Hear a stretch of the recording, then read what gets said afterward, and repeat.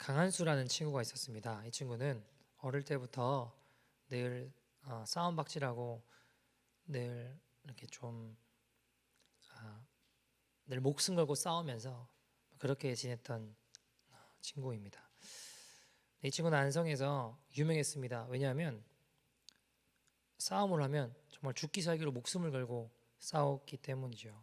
이 친구는 커서 되고 싶은 게 우리나라 유명한 건달이 되는 것이 꿈이었습니다.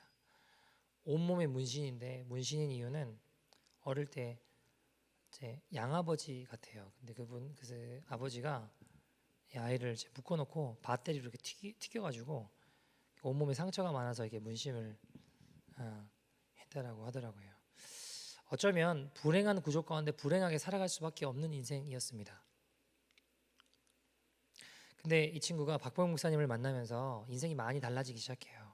나쁜 짓도 안 하고 싸움박질도 안 하고 찌르고 이런 것도 안 하고 많이 좋아졌습니다. 근데 이제 너무 가난하잖아요. 먹을 게 없고. 그러니까 배고파서 그랬는지 어느 날 목사님께 편지를 써놓고 나갔습니다. 그리고 세월이 이제 수십 년이 지나게 됐죠. 이 친구는 어떤 조직의 한 중간 보스 정도 되는 사람이 돼서 검은 차를 끌고 내가 원하는 대로 살아가고 있었습니다. 근데 어느 날 박보영 목사님하고 살았던 기억들이 나면서 그때 참 배고프고 힘들었지만 참 좋았는데 이런 생각들이 드는 거죠. 그래서 목사님을 한번 찾아가 봐야겠다 해가지고 리서치를 해가지고 보니까 목사님이 안성에 계신 게 아니라 인천에 계시다는 걸 알고 찾아오게 됩니다. 그리고 박보영 목사님을 만나게 되고 이 친구의 인생은 다시 완전히 바뀌게 돼요. 조직 생활을 바로 정리하고 그때부터 이제 믿음의 선한 싸움을 싸우면서 나가서 일하고 야채 가게 가서 일하고 정상적으로 일을 하면서 그 돈으로 노숙자들을 섬기는 전혀 다른 인생이 되게 됩니다. 여러분 쉬울까요? 다른 인생이 되기로 선택하고 결정한 거예요. 쉬울까요? 저는 그 안에 내적으로 수많은 싸움도 있을 거라고 생각합니다. 왜냐하면 살아왔던 방식이 있잖아요. 내가 수십 년 지내왔던 방식이 있고 말했던 습관이 있고 행동하던 행동 거지들이 있잖아요. 그것이 안 좋은 습관이기도 하고 죄악된 모습이기도 하고 여러 가지 있는 것들을 바꿔나가는 전혀 다른 인생이 되어야 되는 건데 때로는 갈등이 일어나고 나도 모르게 툭툭 나올 수 있는 그런 죄악된 모습들도 얼마든지 있을 수 있습니다. 여러분, 저는 쉽지 않다고 생각합니다. 그러나 그 수많은 갈등과 싸움들 가운데 순간순간 주님이 기뻐하시는 주님 보시기에 바른 선택을 하며 완전히 다른 길을 살아가고 걸어가게 되었습니다. 여러분 오늘 본문은요 조금 이게 무슨 말이지 하는 생각이 드실 수도 있죠. 모세가 광야에서 뱀을 든 것 같이 인자도 들려야 하리니 이는 그를 믿는 자마다 영생을 얻게 하려 하심이라. 이게 도대체 무슨 말일까? 여러분 예수님은 예수님께서 지실 십자가의 의미를 구약에 나와 있는 이 노뱀 사건을 통해서 그것을 비유해서 지금 설명해 주고 계신 겁니다. 배경은 이렇습니다. 우리가 잘 아시는 대로 이스라엘 백성들이 애굽에서 이집트에서 노예 생활했습니다. 너무 힘드니까 하나님한테 살려달라고 부르짖어요. 그리고 주님께서 그 부르짖음을 들으시고 어떻게 하세요? 모세를 필두로 해서 출애굽 엑소더스를 하게 하시죠. 자, 홍해를 가르는 기적을 맛봅니다. 광야로 들어섭니다. 여러분 근데 우리가 마찬가지인데 무슨 얘기냐면 우리가 예수 믿는다라고 믿음으로 고백하고 입술로 고백하면 다 끝나나요? 그러지 않죠. 여러분 정말 예수를 믿으면 어떻게 돼요? 예수님을 닮아가게 됩니다. 우리의 가치관이 바뀌게 되고 예수 믿는다는 고백으로 끝나는 게 아니라 그분이 나의 주인이십니다. 주님입니다.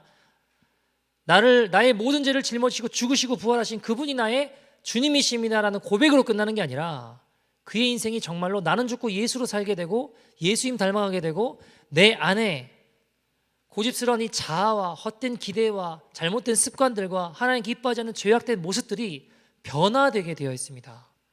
아니 반드시 변화됩니다. 정말 예수를 믿으면 우리 안에 있는 죄악된 습관들이 끊어지고 거짓 탐욕 음락 죄들과 피 흘리기까지 싸우는 엄청난 영적인 존재들로 거듭나게 됩니다.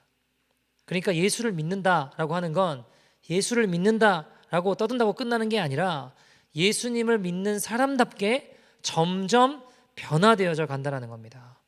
늘 거룩한 선택들이 늘어나게 된다는 것입니다.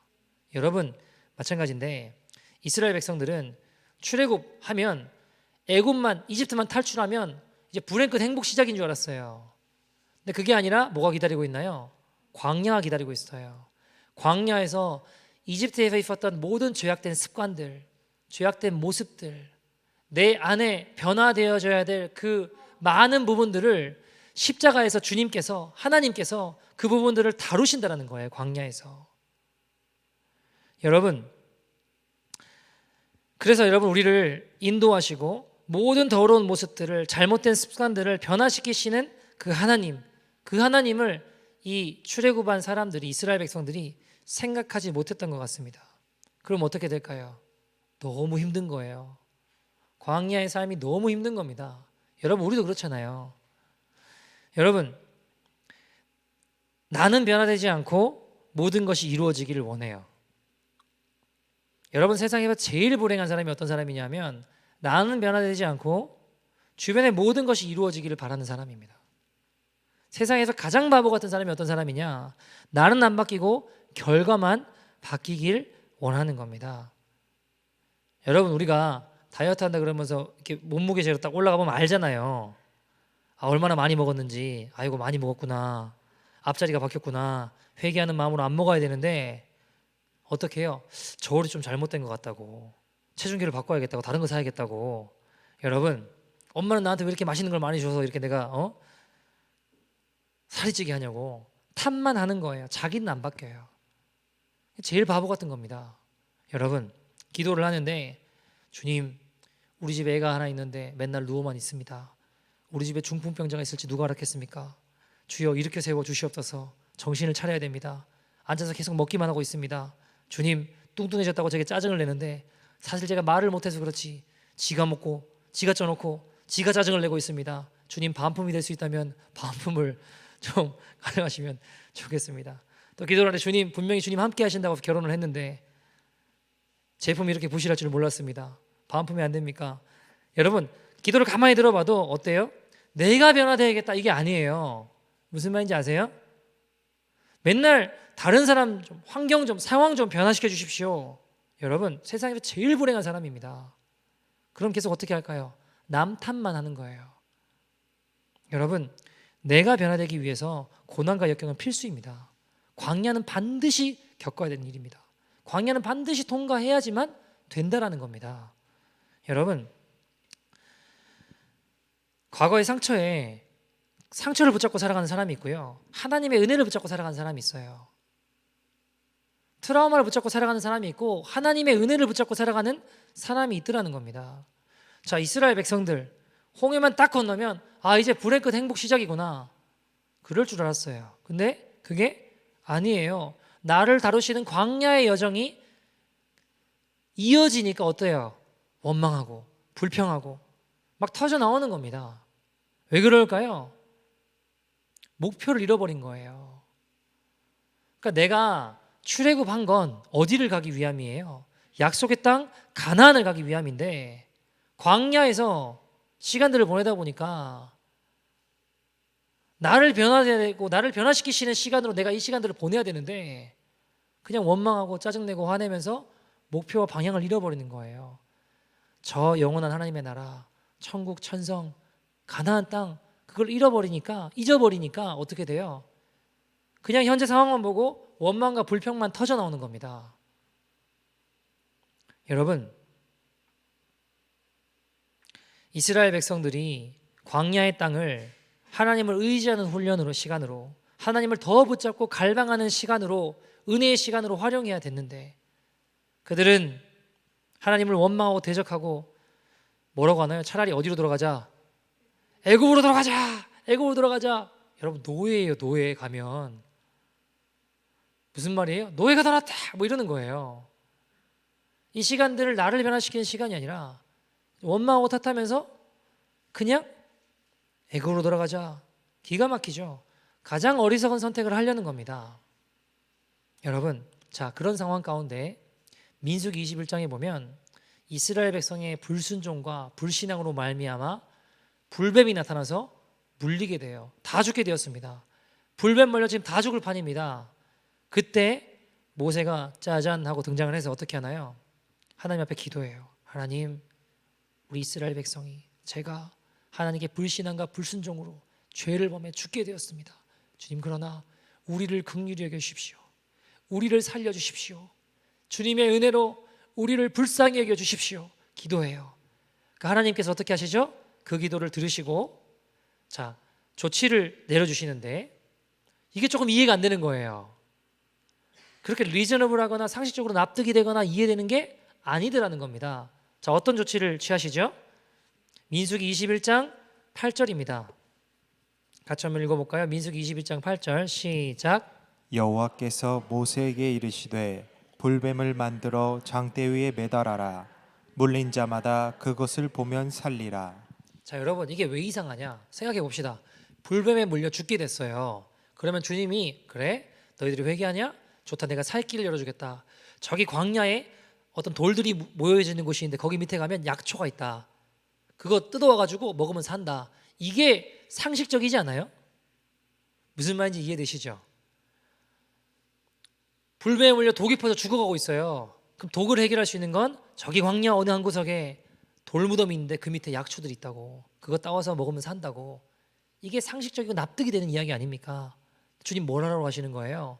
노뱀 만들어서 장대에 달아라. 그거 보면 산다라는 거예요. 여러분, 상식적이지 않아요. 여러분, 근데 우리가 생각해 보면 어떻게 이렇게 비상식적인 요구를 하실까? 근데 여러분, 우리가 성경을 읽다 보면 리즈너블하고 상식적이고 납득이 되는 이야기도 있지만 또 어떤 이야기들이 많나요? 이해가 안 되고, 아니, 상식적이지 않은 이야기들도 너무 많이 있는 거예요. 여러분, 물이 하루아침에 포도주가 돼요. 이해가 안 되잖아요. 삼손이라는 사람이 힘이 장사였습니다. 근데 머리를 자르니까 어떻게 돼요? 힘이 없어져. 힘이 빠져요. 여러분, 그냥 다 이해되죠, 목사님? 그런 생각이 드세요? 상식적으로 납득이 되지 않잖아요. 아닌가요? 여러분, 근데 저는요, 그러기 때문에 성경이 하나님의 말씀이라는 확신이 더 들어요. 무슨 말이냐면, 여러분 생각해 봅시다.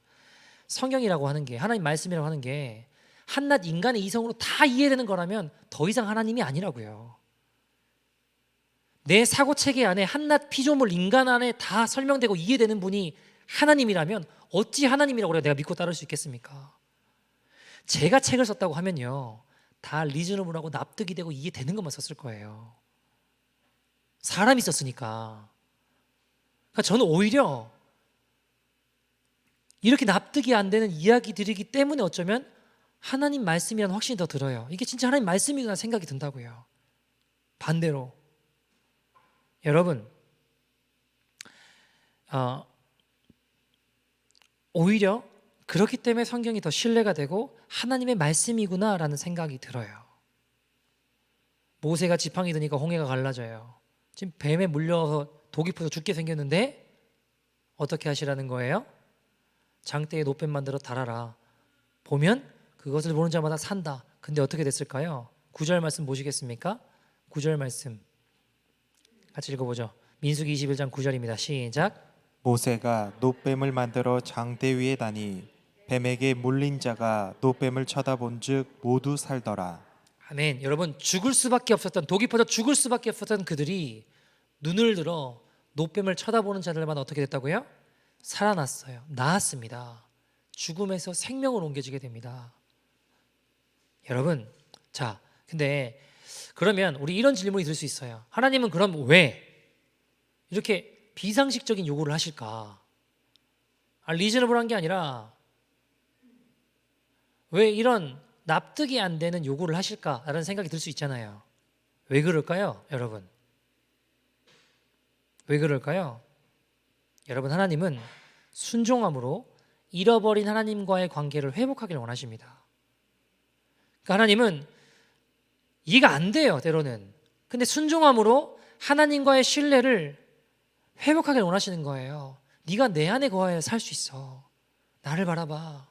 십자가를 봐. 그래야 그것이 네가 살 수 있는 길이야. 말씀하시는 거예요.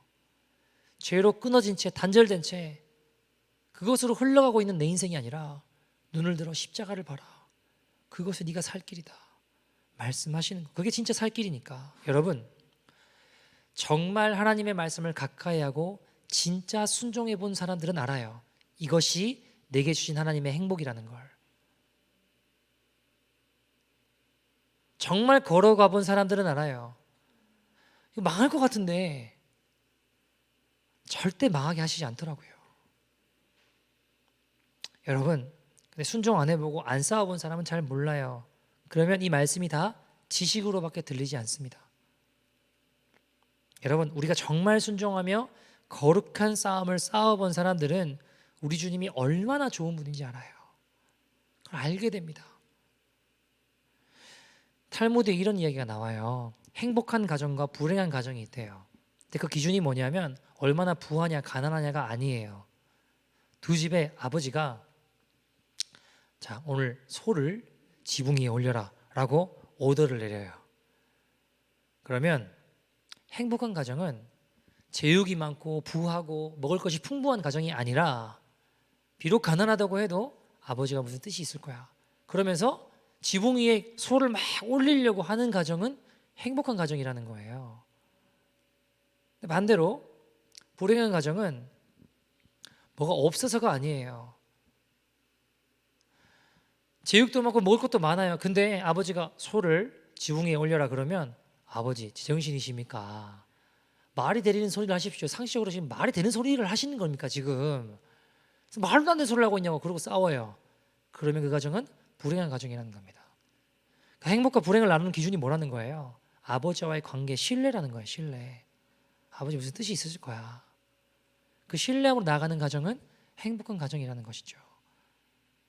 여러분, 하나님 원하시는 게 다른 게 아니라 정말 하나님을 믿어드리는 거예요. 정말로 하나님을 신뢰하는 겁니다. 여러분, 우리가 모르는 길을 갈 때 내비게이션을 켜서 이상한 여자가 하는 말을 듣고 따라가잖아요. 그죠? 근데 그 여자가 하는 말을 따라 듣고 가면 어디까지 가요? 원하는 목적지까지 가요. 왜요? 그 여자 말을 왜 듣나요? 믿으니까. 이 여자가 하는 말을 들으면 이 여자가 나를 원하는 곳까지 안내해 줄 거라고 믿으니까 따라가잖아요. 여러분, 아니 내비게이션 이상한 여자가 하는 말도 믿고 따라가는데 우리에게 주신 하나님의 말씀을 여러분 믿고 따라가지 못할 이유가 뭐가 있나요? 믿기로 했으면 여러분 따질 것이 무엇이 있습니까? 내비게이션 믿으니까 묻지도 따지지도 않고 따라가잖아요. 우리가 주님을 신뢰하지 못할 이유가 무엇이냐라는 겁니다. 여러분, 정말 주님을 신뢰하는 게 살 길이에요. 손양한 목사님이라는 분이 계셨거든요. 잘 아시는 대로 사랑의 원자탄, 어떤 일이 있었나요? 여수순천 반란 사건이 있을 때 사랑하는 아들을 잃게 돼요. 근데 그 죽인 주동자였던 사람을 손양한 목사님 어떻게 하신 거예요? 양자로 삼으셨잖아요. 여러분, 별로 안 놀라시는데 뭐 많이 들어보셔서 그럴 수도 있겠지만 다 그냥 쉽게 하실 수 있는 거죠. 내 아들을 죽인 원수를 그냥 용서하는 게 아니라 양자 삼는 거예요. 내 아들 삼는 거예요. 여러분, 실제로 그 사건이 벌어지고 주동자가 잡혔을 때 영락없이 죽게 되었습니다. 근데 손양한 목사님이 주님의 사랑에 녹아 정신없이 뛰어다니며 뭐 하신지 아세요? 탄원서를 제출하는 거예요. 이 사람 살려달라고. 내 아들 죽인 그 주동자를 살려달라고 탄원서를 제출하는 겁니다. 여러분, 그뿐이 아니라 안재선이라는 이 사람을 손재선으로 이름을 바꿔서 호적에 올려버려요. 목사님 호적에 올려버립니다. 입양했어요. 대단한 일 아닙니까? 근데 여러분, 진짜 안타까운 게 뭔지 아세요? 안재선에서 손재선이 됐잖아요. 그토록 놀라운 사랑을 받았는데 안재선 씨는 죽을 때까지 죄책감에 시달리다가 불행하게 죽었다는 겁니다. 그 사랑을 신뢰하고 변화되고 이게 아니라 그 놀라운 사랑을 신뢰하지 못하고 평생 죄책감에 붙들려 죽는 순간까지도 불행하게 죽었다고 합니다. 여러분, 근데 이게 우리의 모습일 수도 있어요. 주님은 노뱀을 바라보는 자마다 살 거다라고 하셨어요. 여러분, 노뱀이 의미하는 게 뭐예요? 오늘 본문 이야기하고 싶은 게 뭐예요? 그 노뱀이 뭔가요? 십자가의 예수 그리스도입니다. 예수님을 바라보는 자마다 산다라고 하시는 거예요. 그분을 정말 신뢰하고 그분 앞에 나오는 자는, 그 십자가를 바라보는 자는 살 것이다라고 이야기하시는 건데 우리는 그걸 신뢰하지 못하는 거예요. 주님은 우리를 손재선으로 불러주시는데 평생 그냥 안재선으로 살아가려고 하는 겁니다. 사랑하는 여러분, 주님 우리에게, 이스라엘 우리에게 내가 너를 사랑한다, 나를 신뢰하자, 나를 바라봐라 말씀하시는데 우리는 안재서신처럼 못 보고 못 믿는 겁니다. 여러분, 이스라엘 백성이 그 당시 선택하시는 게 두 가지였어요. 그죠? 하나는 뭐였나요? 주님 신뢰함으로 그 말씀에 순종하여 노뱀을 바라볼 것인지, 아니면요, 말도 안 되는 소리를 하고 있냐고, 뭐 갑자기 아파 죽겠는데 약초 하나 갖다 주지, 말이야, 말도 안 되는 소리 하고 있다고 하고 다른 것을 찾을 것인지는, 둘 중에 하나 선택은 이스라엘 백성이 하는 거예요. 여러분, 인생은 선택의 연속입니다. 예수님을 바라볼 것인지 세상을 바라보고 내 고집대로 살 것인지는 내가 선택할 수 있습니다. 그러나 여러분 기억하십시오. 예수님 바라보는 것을 계속 그 판단을 유보하다가 보면 어느새 나도 모르게 세상에, 죄악된 세상에 끌려가게 됩니다. 선택당하게 된다는 거예요. 여러분, 우리도 가만히 생각해 보면 여러분, 솔직히 말해서 인생에 후회할 만한 선택들이 얼마나 많나요? 저도 그래요. 내가 그때 왜 그랬을까? 왜 그랬을까? 이런 생각이 들 때가 있어요. 후회할 만한 선택들이 있을 수 있습니다. 근데 여러분, 한번 생각해 봅시다. 후회할 만한 선택 있지만 그거 후회하고 그거 생각하고 그거 바라본다 한들 아무것도 바뀌지 않아요. 그 과거에 묶이기만 할 뿐입니다. 여러분, 이번 주 큐티하는 거 보면 요시야 왕 이야기가 되게 많이 나왔잖아요. 요시야 왕은요, 구조적으로 불행할 수밖에 없는 인생입니다. 할아버지 므낫세는 어떤 인생이었나요? 얼마나 악했으면, 열왕기서에 보면요, 21장 9절인가요? 거기 보면 예루살렘 이 끝부터 저 끝까지 무죄한 자의 피가 가득했다라고 했어요. 므낫세 왕 때. 얼마나 악한 왕인 거예요.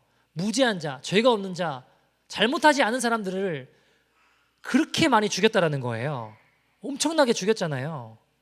그렇게 악한 왕이었습니다. 자, 여러분, 아버지는 어땠을까요?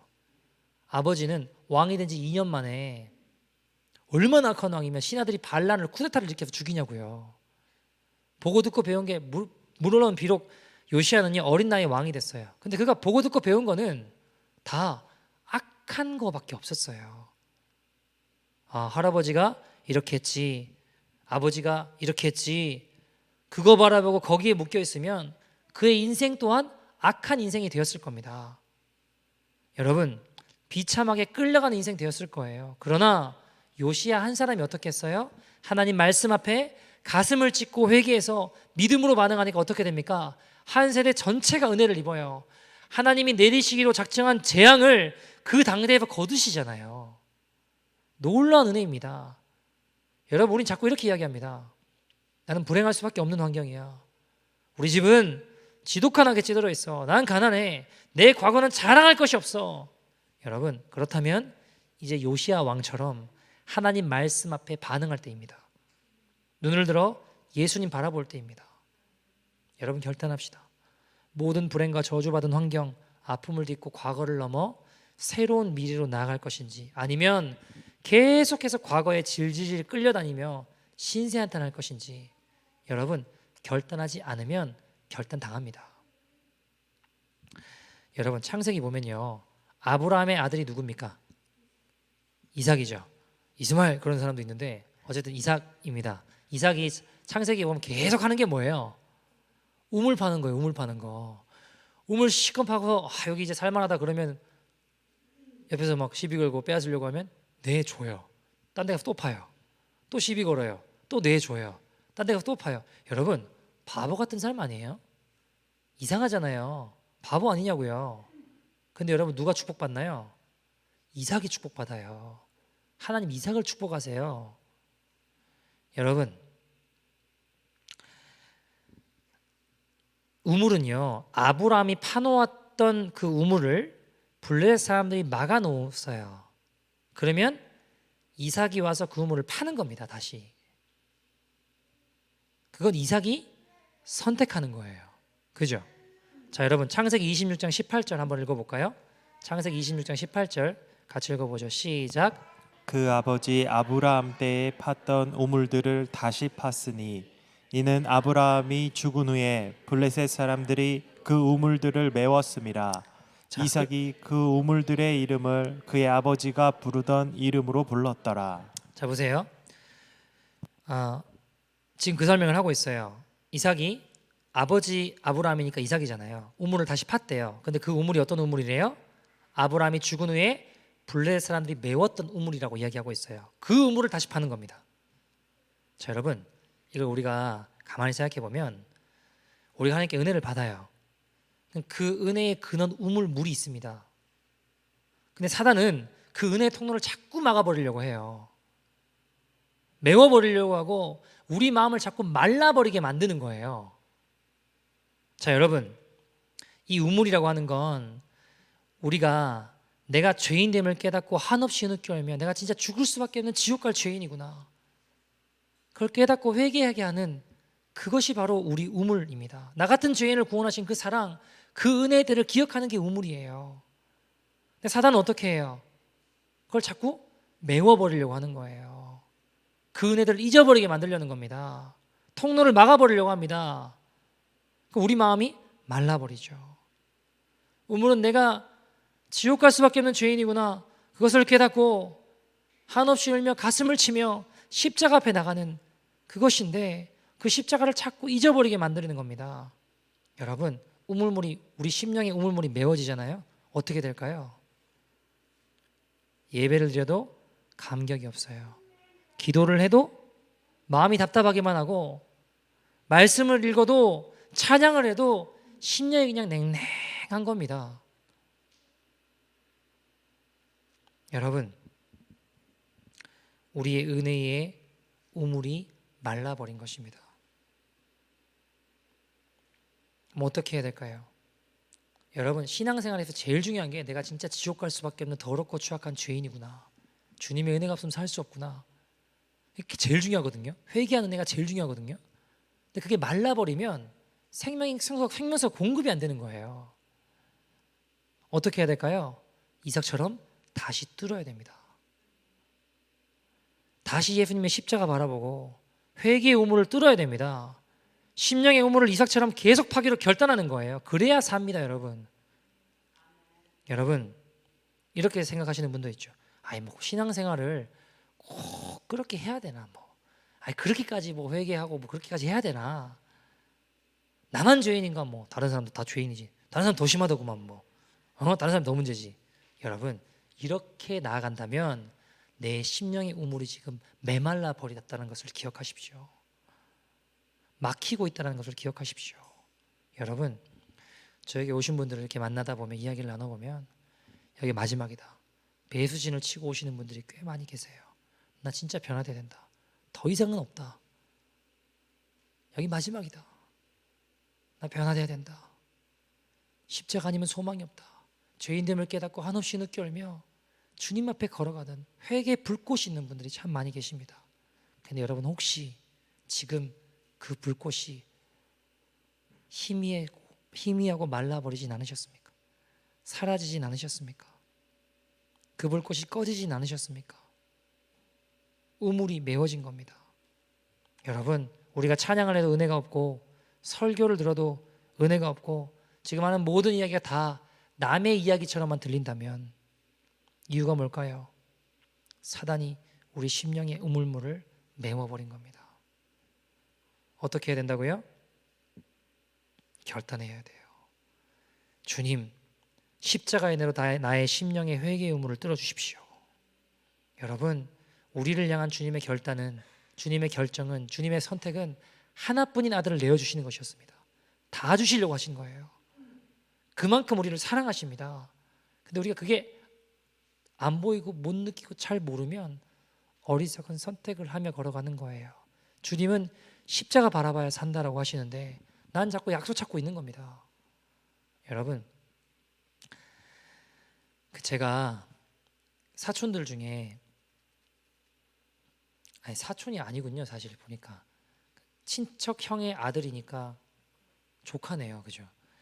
조카 중에 의연이라는 애가 있는데, 얘가 아기 때 기억나는 게 있는데, 어릴 때 세배, 이제 설날 되면 세배하잖아요. 그럼 세뱃돈 주시잖아요. 근데 얘가 너무 아기고 예쁘고 귀여우니까 세뱃돈 주려고 세배를 시키셨어요. 세배를 하고 일로 와보라고 하면서 이제 동전을 주는데, 얘는 이제 보니까 500원짜리가 제일 크고 좋잖아요. 반짝반짝거리고. 뭐 10원, 50원, 100원, 여기로 따지면 제일 큰 게 뭐죠? 룬인가요? 제일 반짝반짝 좋아 보이는 거예요. 그거 달라 이겁니다. 그래서 받았어요. 또 세배하고 또 받아요. 세배하고 또 받아요. 근데 어떤 친척분이, 어떤 할아버지가 이제 세배를 했는데 500원짜리가 없는 거죠. 지갑을 열어보니까 5만 원짜리가 있는 거예요. 엄마가 기뻐하시겠죠. 그걸 보고. 얘는 뭐 잘 몰라요. 엄마가 기뻐하시겠죠. 5만 원짜리를 주니까 얘가 봤더니 던져버리고, 필요 없다. 500원짜리 달라 이거예요. 필요 없다. 나는 이거 5만 원짜리 중요하지 않다. 반짝반짝 거리는 거 내가 좋아하는 그거 달라 이거예요. 기가 막히죠. 그죠? 여러분 왜 그럴까요? 가치를 모르니까. 5만 원짜리 가치를 모르니까. 그거 던져버릴 때 엄마는 울상이 되겠지만 어쨌든 아이는 왜 던져버릴까요? 왜 500원짜리만 달라고 할까요? 5만 원짜리 가치를 모르니까 반짝반짝 거리는 게 내가 제일 좋아 보이니까 그것만 바라보고 그것만 쫓아가려고 하는 거예요. 여러분, 근데 제가 깨달은 게 있습니다. 정말 예수님 믿고 따르기로 결정한 사람은 예수님의 가치를 아는 사람이구나. 하나님 베푸신 사랑과 역사를 아는 자만이 주님께 전적으로 항복할 수 있고 그분을 신뢰하고 믿고 따를 수 있는 거구나. 의연이가 5만 원짜리 가치를 몰라 반짝반짝거리는 그저 500원짜리를 추구했던 것처럼 예수님 베푸신 영원한 생명, 구원의 은혜가 얼마나 가치 있는 것인지를 모르기 때문에 그분을 믿고 따라가려고 하지 않구나. 여러분, 제가 가끔씩 부모님들이 자녀들을 위해서 막 기도하는 거 보면 옆에서 보기만 해도 진짜 눈물이 나요. 정말 눈물이 나더라고요. 얼마나 간절히 기도하는지 몰라요. 막 울면서 기도하시는데 옆에서 보기만 해도 그냥 같이 눈물이 납니다. 여러분, 저희 어머니도 제가 이렇게 방황할 때, 말 안 들을 때 진짜 눈물로 기도 많이 하셨거든요. 근데 제가 보면 좀 찔리긴 하는데 안 바뀌어요. 안 바뀌고, 제가 이제 친구들하고 늘 놀다가 새벽에 늦게 들어왔거든요. 막 2시, 3시 돼서 맨날 들어왔거든요. 근데 지금도 눈을 감잖아요. 어머니가 저 때문에 우시면서 기도하는 게 보여요. 근데 그때 이제 어머니가 우시는 걸 보면 사실 뭔지 잘은 모르겠지만 그 당시에 뭔가가 있는 것 같아요. 정확하게 뭔지는 잘 모르겠지만 그 당시에, 아니 이게 아무것도 없고 아무것도 거짓말이라면 저렇게 울면서 나를 위해 저렇게 기도할까라는 생각이 들었거든요. 이게 뭔가 있는 것 같은데 뭔지는 잘 몰랐어요 그때. 여러분, 박보영 목사님이 의사셨어요. 병원 원장이었고 재벌의 사위였습니다. 원하면 이 세상에 원하는 것들은 다 할 수 있었고 다 가질 수 있었고 다 살 수 있었어요. 근데 여러분, 가족들만 만나면, 집에만 가면 어때요? 아버지, 할아버지, 어머니, 누나들 다 어떻게 나를 보는 거예요? 되게 불쌍하게 보고 극률하게 보는 거예요. 이해가 안 되는 거죠, 목사님 입장에서는. 아니 나는 지금 병원 원장에 재벌 사이에 내가 원하는, 당신들이 원하는 거 내가 다 사줄 수 있다, 이런 생각을 하고 사는데 가족들이 나를 볼 때만 어떻게 생각하는 거예요? 불쌍하다, 안 됐다, 긍휼하다, 안타까워하는 겁니다. 나는 지금 내가 한 선택이 제일 옳아 보이는데 할아버지도 아버지도 어머니도 누나들도 이거 도대체 이해가 안 되죠. 왜요? 내 눈이 가려져 있으니까. 내 심령의 우물이 지금 막혀 있으니까, 말라 있으니까요. 메워져 있으니까 안 보이는 겁니다. 여러분, 제가 가만히 생각해 보니까 다 모든 것 다 대신할 수 있습니다. 정말 열심히 돈 벌어서 원하는 옷도 사줄 수 있고 뭐 집도 살 수 있고 차도 사줄 수 있어요. 세상에 있는 거 어떻게 해서든지 간에 다 대신해 줄 수 있습니다. 근데 여러분, 지옥은 절대 대신해 줄 수 없어요. 천국은 대신 구원도장 빵 하고 찍어줄 수 있는 게 아니라는 겁니다. 그러니까 저희 부모님도 안타까워하시고 박보영 목사님 부모님도 아들을 불쌍히 여기셨던 겁니다.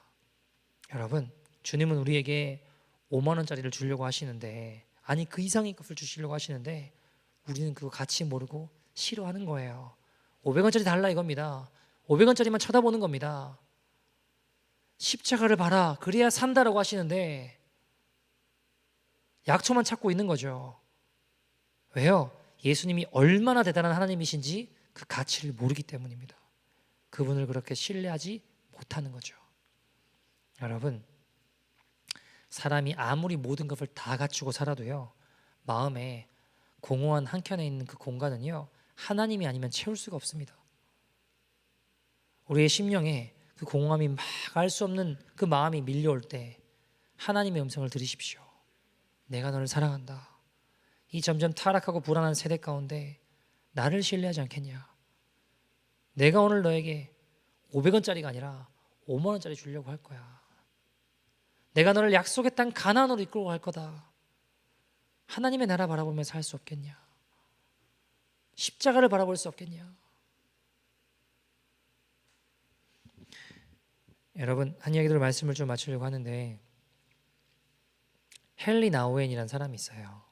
이분은 원래 하버드 대학교 교수였는데 장애인들을 위한 공동체를 세우기 위해서 하버드 대학 교수를 때려치고 장애인 공동체를 세웠습니다. 나르시 공동체라고, 제가 알기로 여기 연길 저기 좀 올라가면 있는 걸로 알고 있는데 저도 아직 못 가봤어요. 한번 가보려고 하는데 거기에 이제 정진호 교수님이라는 분이 방문을 했습니다. 거기서 루카스 이야기를 듣게 돼요. 루카스 스토리를 듣게 됩니다. 어떤 이야기였냐면 장애인 부부가 있었어요. 근데 이 부부가 아이를 임신하게 됩니다. 어렵게 임신했어요. 근데 아기가 뱃속에서 죽어버린 거예요. 얼마나 상심이 크고 힘들고 어렵겠습니까? 상한 마음 가지고 또 감사하게 두 번째 아이가 생기게 돼요. 임신을 하게 됩니다. 근데 안타깝게도 이 두 번째 아이도 죽게 됩니다. 몸도 힘들고 장애인이고 힘들잖아요. 근데 한참 뒤에 세 번째 아이를 임신하게 돼요. 근데 또 배가 아픈 거예요. 얼마나 무섭겠나요? 병원에 달려갔습니다. 근데 다행히 죽지는 않았는데 청천벽력 같은 이야기를 듣게 됩니다. 아이가 기형아라는 거예요. 뇌가 이 골 밖으로 빠져나와 있다는 겁니다. 그러니까 이런 아이들은 태어나봐야 15분 안에 죽는다. 그러니까 의사는 당장 유산시킵시다. 나중에 시간 흐르면 더 힘들다고, 더 어려울 거라고. 그러니까 이 두 부부는 고민을 하다가 그런데 어떻게 살아있는 아이를 죽일 수 있냐, 그럴 수 없다라고 하니까 의사가 그 마음 충분히 이해한다. 그러나 이게 시간이 지나면 더 힘들 거라고. 지금 여기서 유산시키는 게 좋을 것 같다고. 그렇게 싸워요. 싸우다가 결국 그대로 그냥 퇴원을 합니다. 자, 그때부터 이 부부의 눈물겨운 사랑이 시작돼요. 이름도 지어줘요. 이름이 루카스였습니다. 루카스. 그 이름을 지어주고 그 아이한테, 왜냐하면 나오면 15분 만에 죽는다고 하니까 내가 할 수 있는 모든 사랑을 다 쏟아부어주기 시작하는 거예요. 아이한테 찬양도 불러주고 말씀도 읽어주고 대화도 하고, 아무튼 할 수 있는 사랑을 다 베풀어주기 시작합니다. 행복한 10달의 시간을 보내고 한 가닥 희망을 가지고 아기를 낳게 되었습니다. 근데 의사의 예견대로 이 아기가 뇌가 골 밖으로 빠져나온 상태로 태어난 거예요. 그 상고의 고통을 겪고 아이가 태어났는데 이제 15분밖에 못 산다고 했잖아요. 그러니까 이 아이를 심장으로 꽉 끌어안고 이 아이를 가까이 안고 그 아이를 보고 있어요. 자, 5분, 10분, 15분, 1시간, 2시간이 지나는데 이 아이가 안 죽는 거예요. 살아있는 거예요. 자, 그래서 퇴원을 하게 됩니다. 이때부터 이 부모가 정말 눈물겨운 사랑을 계속해서 행하기 시작해요. 하루도 빠지지 않고 장애인들을 초청해서 매일 막 파티를 열어줍니다. 24시간 이 아이를 사랑하기 위해 할 수 있는 모든 것을 다 하는 거예요. 여러분 얼마를 더 살았을까요? 17일을 더 살았습니다. 17일을. 17일째 되던 날 호흡이 막 가빠지더니 결국 숨을 거두게 되었습니다. 맨 마지막에 아버지가 이런 이야기를 해요. 나는 내 아들 루카스를 통해서 비로소 아버지가 될 수 있었습니다. 나 같은 인생에게 아버지 될 수 있는 자격을 준 게 루카스라는 거예요. 나를 아버지로 만들어준 게 내 아들 루카스라는 겁니다. 그 아들에게 감사할 뿐입니다 라고 이야기했습니다. 여러분, 세상 사람들은요 17일밖에 못 산 아기는 불행한 아기, 불쌍한 아기라고 이야기할 거예요. 그죠? 근데 여러분, 이 아기는요 자기 평생의 사랑만 받다가 간 아기예요. 아무 상처 없이 사랑만 받다가 간 아기입니다. 그리고 이 정진호 교수님이 이 이야기를 듣고 하나님의 음성이 들리는데 그 음성이 뭐였냐면 네가 바로 루카스야 라는 거였습니다. 여러분, 우리가 루카스예요. 장애를 가지고 태어나서 17일밖에 살지 못했던 그 아기나 그 아기보다 조금 더 70년, 80년, 90년 사는 우리나 영혼을 주관하시는 주님 입장에서 보면 어차피 한정적인 인생을 살다가 가는 똑같은 제한된 시간을 살다 가는 인간입니다. 내가 골 밖에 빠져나와 신체적인 장애를 가지고 태어났던 루카스나 오늘 우리의 영이 하나님과 원수가 돼서 죄 가운데 엎어지고 넘어지고 영적 장애를 가진 인생이나 똑같다는 겁니다. 여러분, 다윗이 그런 고백하잖아요. 시편에 보면 내가 죄악 중에 출생하였다. 여러분, 우리 태어날 때부터 영적인 장애를 가지고 태어난 존재들입니다. 여러분, 우리 별로 그렇게 사랑스럽지 않아요. 그런 우리에게 주님이 말씀하시는 거예요. 네가 바로 루카스다. 네가 바로 루카스다. 그리고 정진호 교수님에게 들리는 두 번째 음성, 네가 이 아버지의 사랑을 아느냐. 사랑받을 수 없는 존재였는데 여러분, 이 이야기는 뇌가 골 밖으로 빠져나와 죽어야 되는 거예요. 살 희망이 없는 존재입니다. 지워야 된다라는 이야기를 들었습니다. 근데 그 부모의 부어주시는 사랑으로 나는 이 아기를 죽일 수 없습니다. 17일 동안 사랑만 퍼부어줬던 것처럼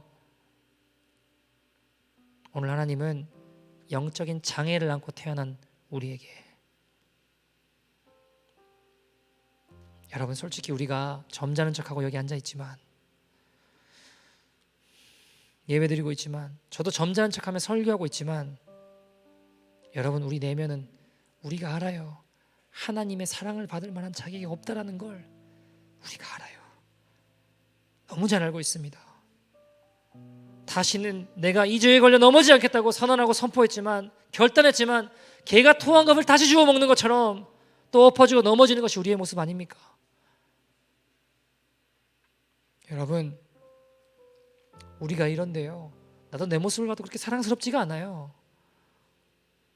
나도 때론 나를 용서할 수 없을 만큼 엎어지고 무너졌어요. 근데 하나님은 이런 나를 보시며 네가 바로 루카스다 하시는 거예요. 내가 십자가의 고통으로, 해산의 고통으로 내가 너를 낳았다. 난 너를 버릴 수가 없다. 여러분, 제가 목사잖아요. 내 때로는 여러분, 제가 저를 봐도, 여러분 모르는 사람이 저한테 와서 목사님 어떻게 동성애 퍼레이드 할 때, 축제할 때 회개하자고 피켓 들고 거기 나가시냐고, 대단하시다고. 프라이드 규모도 계속 줄다가 올해까지 이제 2년째 행사 다 취소됐습니다. 대단해요 목사님. 여러분, 그런 얘기 들으면요, 이 안에 꿈틀꿈틀대면서 추잡스러운 생각들이 막 일어나요. 그 죄악들 생각하면 어쩔 때는 여러분 죄송해요. 제가 제 자신을 봐도 십자가의 빛 앞에 딱 비춰지는 제 모습 보면 역겨워요. 역겨워. 사랑스럽지가 않아요. 감히 주님을 바라보지 못하겠어요. 근데 여러분, 이런 우리에게 주님 뭐라고 하시는지 아십니까? 이 아버지의 사랑을 네가 아느냐? 내가 너를 그렇게 사랑했다. 내가 너를 그렇게 사랑한다. 여러분, 주님이 이렇게 우리를 사랑하십니다. 사랑하는 여러분,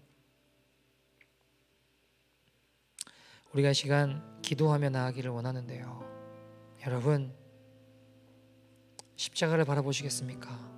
다른 약주 찾으시겠습니까? 열등감과 두려움과 불신앙에 주저앉아 계십니까? 이제 우리를 루카스로 불러주신 주님의 사랑 앞에 믿음으로 반응할 때입니다. 여러분, 나를 바라보면 소망이 없지만 예수님 바라보면 삽니다. 여러분, 돈에 묻어맞으면 돈만 잃어버리면 됩니다. 사람에 묻어맞으면 사람만 잃어버리면 됩니다. 그러나 믿음에 묻어맞으면 영원한 운명이 끝나는 겁니다. 주님, 오늘 우리에게 갈라디아서 2장 20절 말씀처럼 내가 그리스도와 함께 십자가에 못 박혀 죽었나니 그런즉 이제 내가 사는 것이 아니요 오직 내 안에 그리스도께서 예수님께서 사시는 것이라. 그러므로 이제 내가 육체 가운데 사는 것은 나를 사랑하사 나를 위하여 자기의 몸을 버리신 하나님의 아들 예수 그리스도를 믿는 믿음 안에 사는 것이다 하십니다. 여러분, 이 갈라디아 2장 20절의 고백이 여러분 언제 우리의 고백으로 다가오셨습니까? 여러분, 오늘 이 고백 앞에 서신 적이 언제십니까? 어느새 내가 주님과 함께 십자가에 죽었는데, 어느새 내가 불뚝불뚝 살아나, 어느새 회개의 우물들이 다 말라버려 하나님을 향한 마음 다 잃어버리고 예배를 드려도 눈물이 나지 않고 기도를 해도 찬송을 해도 말씀을 읽어도 가슴이 냉랭해진 우리의 심령은 아니십니까? 우리가 이 시간 오늘 주님의 십자가를 바라보기로, 그런 우리에게 주님, 도저히 주님 바라볼 수 없다고 이야기하는 우리에게 내가 너를 사랑한다, 십자가를 바라보면 산다, 나의 앞으로 나오라 말씀하시는 주님이십니다. 우리가 이 시간 그 주님을 바라보며 기도하며 나갔으면 좋겠습니다. 사랑하는 여러분, 어떤 결론 내시겠습니까? 십자가를 결론 내시겠습니까? 세상의 완고한 고집, 거짓 탐욕, 혈기로 결론 내시겠습니까? 주님, 나 예수와 함께 죽고 예수와 함께 살길 원합니다. 십자가에 주님 바라보길 원합니다. 하나님, 오늘 결단합니다. 내 안에 회개의 우물들이 다시 들리게 하여 주시옵소서. 어느새 내 심령에 말라버리고 메어져 버렸습니다. 도저히 바라볼 수 없는 자격되지 않지만 주님, 다시 주님의 십자가를 바라봅니다. 역사하여 주시옵소서. 다 같이 주의 이름 부르고 통성으로 기도합니다. 주여.